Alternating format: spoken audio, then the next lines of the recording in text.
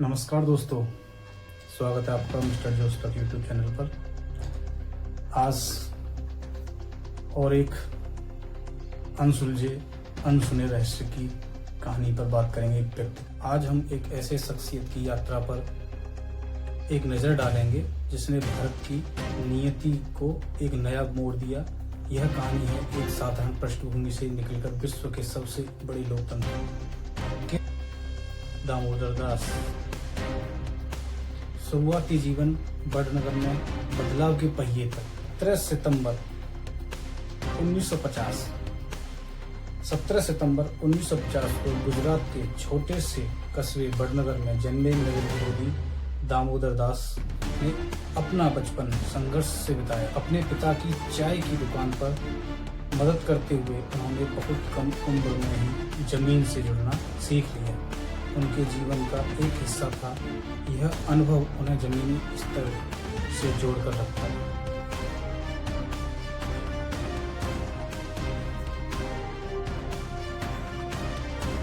चाय की दुकान से राजनीति तक नरेंद्र मोदी का पारिवारिक जीवन काफी साधारण रहा। गुजरात के वडनगर में उनका बचपन बीता, जहां उनके पिता एक छोटी सी चाय की दुकान चलाते थे। मोदी भी बचपन में उनके साथ चाय बेचने में मदद करते थे। यह अनुभव उनके जीवन में गरीबी और साधारण लोगों के संघर्ष को समझने में एक महत्वपूर्ण भूमिका है। क्या आप जानते हैं, युवावस्था में मोदी जी ने कुछ वक्त हिमालय की वादियों में बिताया।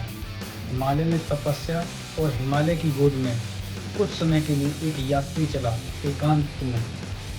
एकांत का उद्देश्य अपनी खोज।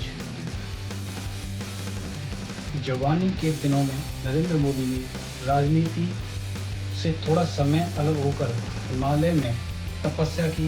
यह उनके आध्यात्मिक और आत्म खोज की यात्रा थी। इस दौरान उन्होंने ऋषिकेश और अन्य पावन स्थानों का दौरा किया।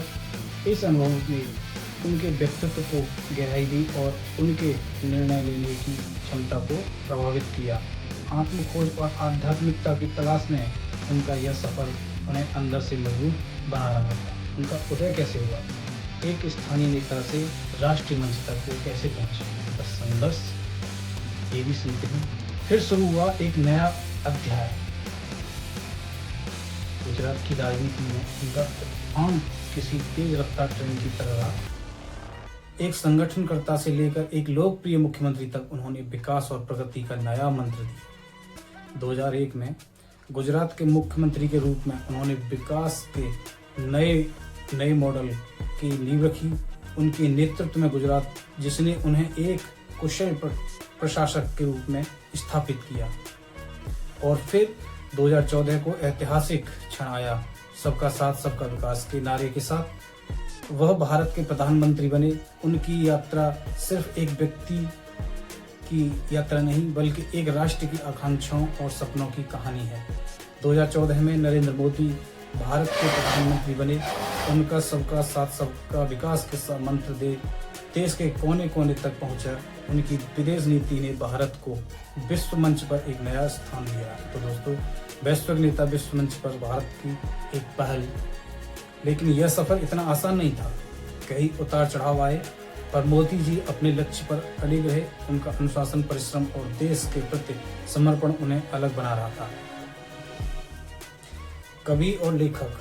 कम लोग जानते हैं कि नरेंद्र मोदी एक कुशल कवि और लेखक भी हैं। उन्होंने कई कविताएं और पुस्तकें लिखी हैं, जिनमें से आँख आ धन्य है और प्रेम तीर्थ प्रमुख हैं।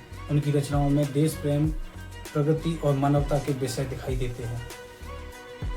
तो मोदी जी की कुछ वर्तमान भी आते हैं जो उनके संघर्ष को दर्शाती हैं।